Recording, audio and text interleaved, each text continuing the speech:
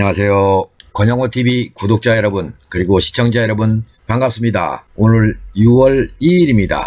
여러분께 오늘은 간략하나마 조금은 복잡할 수 있는 그런 내용을 가지고 여러분과 함께 하겠습니다. 5월 31일자 문자를 30분 전에 봤습니다. 이 문자를 보고 제가 여러분께 소개를 하고 당부의 말씀도 드리고 이래야 되겠다 이런 생각을 했습니다. 여러분들이 어떠한 마음으로 어떤 생각으로 저한테 문자를 주시거나 전화를 주시는지는 모르겠습니다만 제가 바라고자 하는 내용을 여러분께 말씀드리고 또 상담을 할 때는 어떤 방법으로 했으면 좋겠다 이런 말씀을 드리고, 무슨 말씀인가?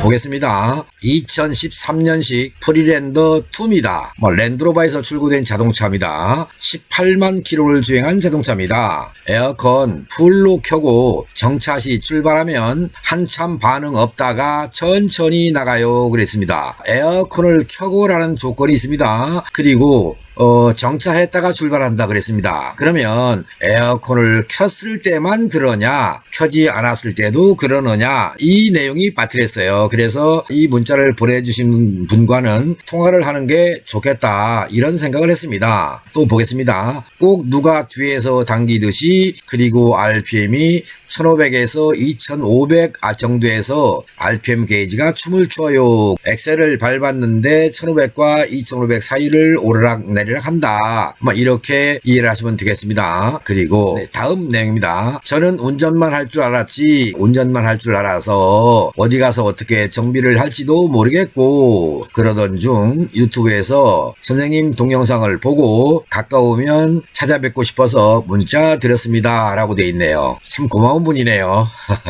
그런데 이 문자에 삭제된 내용이 있습니다. 어디를 갔었다라고 합니다. 가보니까 사업소로 가라, 이렇게 말을 했다고 합니다. 글쎄요, 여러분들이 정비사라면 난해하다 싶으면 무조건 사업소로 가라고 합니까? 동네에 자그마한 병원을 갔더니 나는 모르겠으니까 어디 큰 병원을 가세요, 내가 소견서 써드리겠습니다 라고 해주는 경우를 많이 봤습니다. 이 소견서를 써주지도 않으면서 그냥 사업소로 가라 이렇게 말하는 것보다는요, 제가 진단해 보니 여기서는 작업이 곤란합니다. 그 이유가 무엇입니까?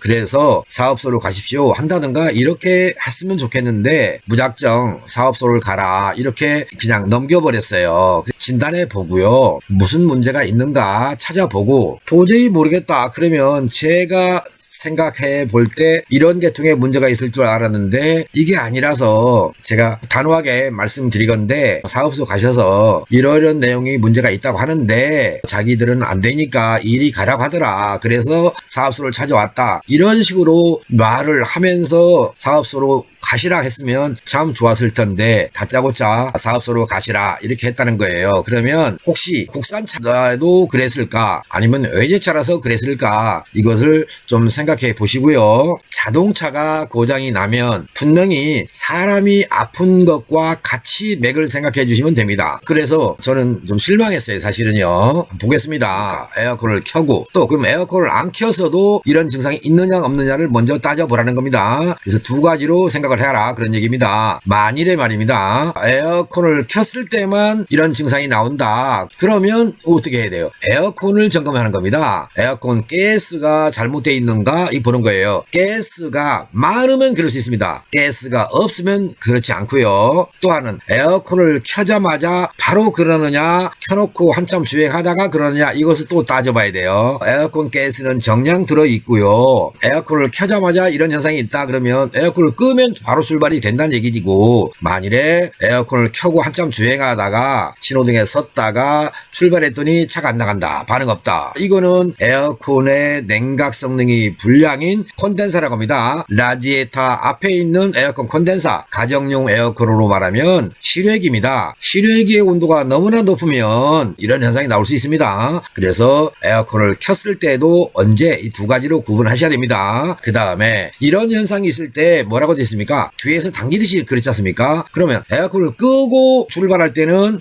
뒤에서 당기는 현상이 없느냐? 근데 약간 뻑뻑하다 뭐 있으면 이거는 에어컨의 문제가 아니라 엔진의 근본적인 문제가 있다, 이렇게 생각하시면 됩니다. 그러니까 곧 여러분들이 어떤 경우에 내 차는 이런 증상이 있다라고 정비사한테 그냥 그대로 말해주시면 되는 거예요. 무턱대고 내 차 봐주세요 라고 하면 정비사는 답답한 겁니다. 그래서 가능하면 어떤 경우에 또 어디를 가다 보면 또 운행을 하다 보면 어느 지역에서 어느 구간에서 이렇게 가령 언덕길에서 그랬는지 평지에서 그랬는지 내리막에서 그랬는지 아니면 가속 페달을 밟을 때 그랬는지 가속을 안 밟아도 그러는지 그냥 정숙주행하고 있는데도 그러는지 이런 상황을 여러분이 가장 잘 아는 겁니다. 정비사를 찾아갈 때는요, 분명히 내가 진단할 수 있는 방법을 최대한 진단하는 겁니다. 그렇게 하고 정비사를 찾아가십시오. 곧 여러분들이 주인이지 않습니까? 여러분들이 정비사와 똑같습니다. 어떻게 정비할지는 모르지만 자동차를 진단하는 거는 여러분만큼 잘 아는 사람이 없다는 얘기입니다. 정비사가 스캔 데이터를 보고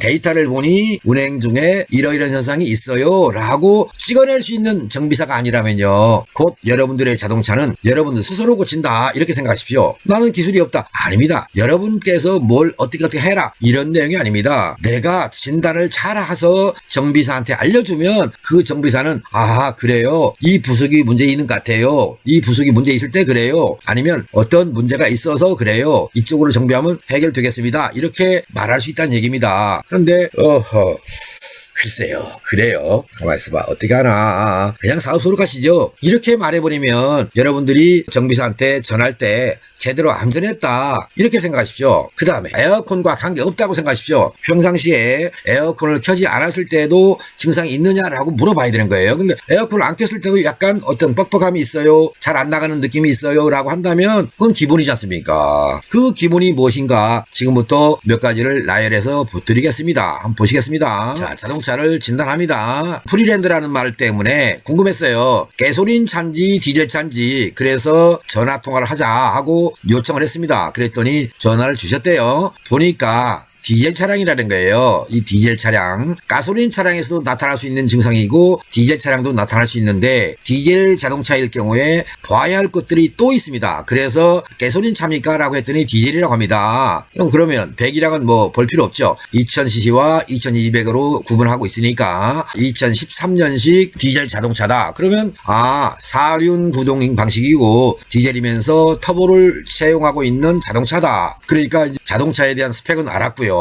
그러면 디젤 자동차일 때 또 가솔린 자동차일 때 이렇게 구분해서, 그러나 이 자동차는 디젤이니까 디젤만 가지고 언급하겠습니다. 자, 진단 범위입니다. 여러분들의 자동차가 디젤차든 가솔린 자동차든 요즘은 엑셀 포지션 센서라는 것이 있습니다. 엑셀 페달을 밟는 양을 감지해서 트로틀 밸브의 열림량을 제어하는, 그러니까 원격 제어식입니다. 엑셀 포지션 센서가 있고요. 엔진룸에 가면 트로틀 바디가 있습니다. 그쪽에서 명령을 하죠. 밸브를 열어라 닫아라 이런 식으로. 트로틀 바디에는 엔진을 보호하기 위한 트로틀 프랩이 있을 뿐이고요. 디젤일 경우에 엑셀 포지션이 있고, 현재는 엑셀 포지션 센서가 문제가 있다 이렇게 생각하십시오. 가속 시에 가속이 잘 안 되는 현상이 발생합니다. 이러면 에어컨을 켜든 안 켜든 언제든지 문제를 일으킬 수 있다 이렇게 보시고, 엑셀 포지션 센서의 신호가 비정상일까? 라고 정비사가 진단을 해야 되는 거예요. 여러분들이 내 차 엑셀 포지션 센서 좀 봐주시오 이렇게 어떤 정비사한테 요청하실 필요가 없다는 얘기입니다. 그 다음에 엑셀 포지션 센서가 있으면 에어 프로 센서도 있고요. 디젤 자동차는 부스터 압력이라는 센서도 있습니다. 그리고 여기에 연동해서 같이 작동하는 것이 레일 프레셔입니다.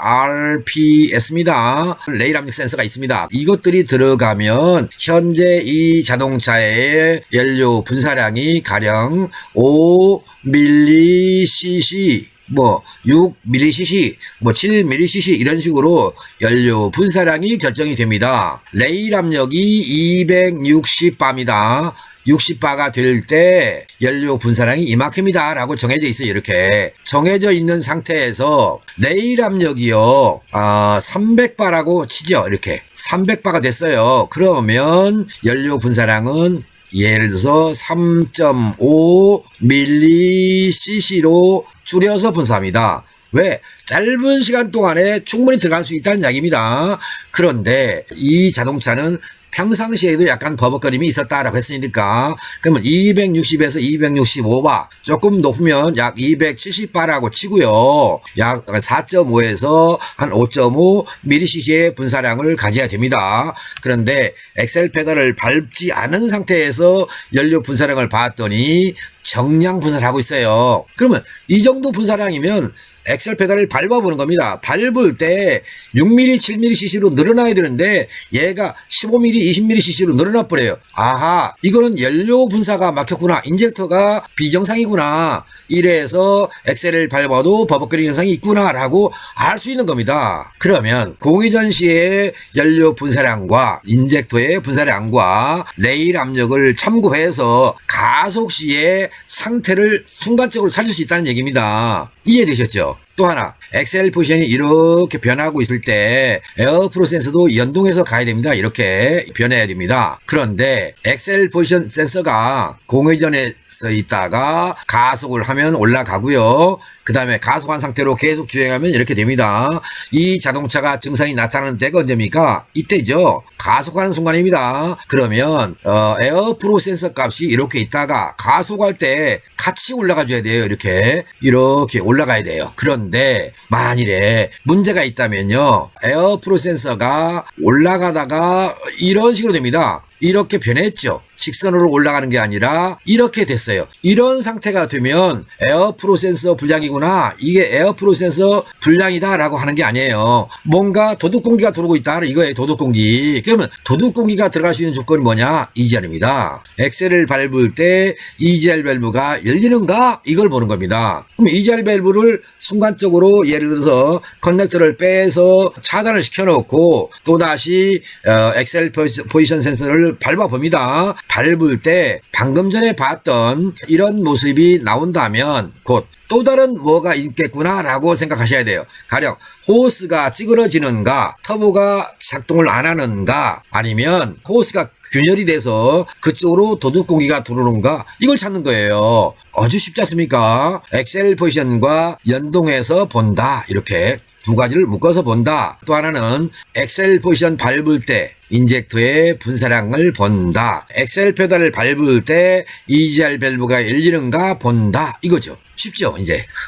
다 답이 나온 거예요. 이 자동차를 볼 때, 제가 판단할 때 여러분들의 자동차에서 가속하는 순간에 이와 같이 버벅거리는 현상이 온다, RPM이 춤을 춘다 한다는 얘기는요, 현재 제시한 몇 가지입니까? 5가지죠. 여기 아까 추가시키라고 했죠. 디젤 차는 RPS입니다. 레일 프레셔 센서입니다. 이 센서 값도 본다. 그러니까 여기다가 RPS라고 씁니다. 레일 압력을 본다. 6가지죠, 이제. 더 볼 수 있는 게 터보 제어량입니다. VGT 제어량. 그겁니다. VGT 제어량. 이걸 보는 거예요. 근데 이게 출발만 하면 문제가 없이 자동차가 주행해요. 그 말은 VGT 제어량은 볼 필요가 없다, 이렇게 생각하시고요. 그래서 VGT 제어량은 없애버린 겁니다. 안 적었습니다. 그러니까 기본적으로 이 정도의 진단 범위를 가지면 엑셀 포지션 센서 값 진단기 없어도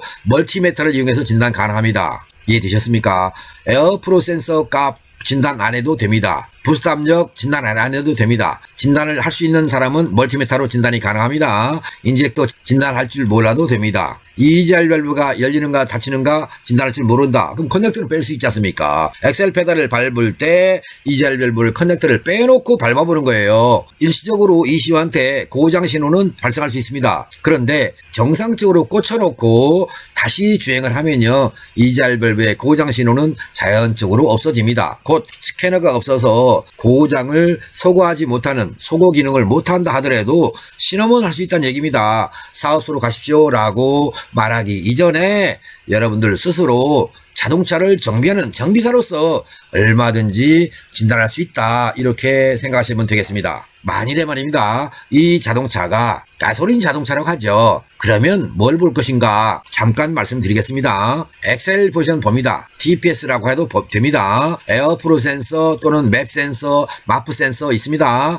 MAF, MAP 센서입니다. 똑같은 공기량 센서입니다. 어떤 센서가 달려있든지 간에 공기량 센서가 필요하다. 부스트 압력은 없습니다. 가솔린 차는. 그러니까 무시가 되겠죠. 연료 분쇄량 나옵니다. 볼 수 있습니다. 여기에 견주어서 볼 수 있는 것이 타이밍입니다. 이그니션, 타이밍, 점화식이라고죠. 타이밍. 이 타이밍을 보는 겁니다. 가속 순간의 타이밍이 얼마나 진각되느냐, 또 지각되느냐, 이걸 통해서 가속 성능이 좋다 나쁘다 찾을 수 있는 것이고요. 너무나 정도가 심하면 너무나 과도한 진각이 되는 순간 노킹과 함께 가속 불량이 발생하는 것이고요. 가속할 때 타이밍이 뒤로 지각이 되면 그 지각이 돼도 가속 지연이 오는 겁니다.